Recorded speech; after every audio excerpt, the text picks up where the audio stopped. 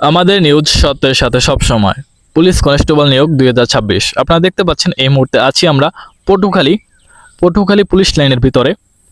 তো দেখতে পাচ্ছেন এখানে প্রথম মাঠ, দ্বিতীয় মাঠ এবং তৃতীয় মাঠ।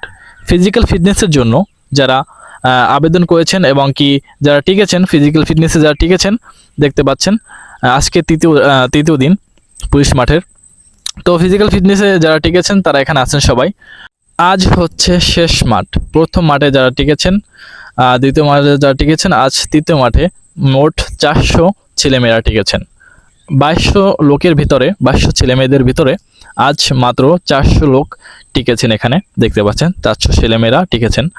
তো যারা টিকেছেন তাদের জন্য শুভকামনা রইল আমাদের নিউজের পক্ষ থেকে। দেখতে পাচ্ছেন এখানে সবাই যাচ্ছে একসাথে, যারা টিকেছেন তাদের মধ্যে কতটা আনন্দ এবং খুশির মধ্যে তারা যাচ্ছেন। আর এখানে পুলিশ লাইনের ভিতরে দেখতে পাচ্ছেন কতটা সুন্দর, আমরা দেখিয়ে দিচ্ছি। এখানে পুষ্কুনি আছে পাশে এবং এই দেখতে পাচ্ছেন মাঠ, কত বড় একটা মাঠ, সবকিছু আছে এখানে। সবাই অনেক খুশি দেখতে পাচ্ছেন।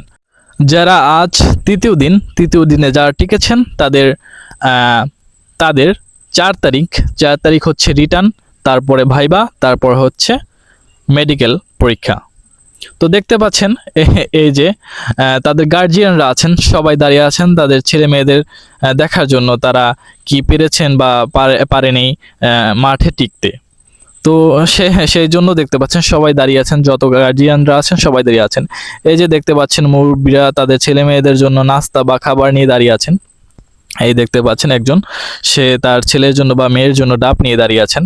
কতটা সুন্দর একটা পরিবেশ আপনারা দেখতে পাচ্ছেন। আজকে যারা টিকেছেন তাদের জন্য শুভকামনা রইল। মাত্র 29 জন ছেলে মেয়েদের নিবে এখান থেকে। তো তাদের জন্য শুভকামনা রইল আমাদের নিউজের পক্ষ থেকে।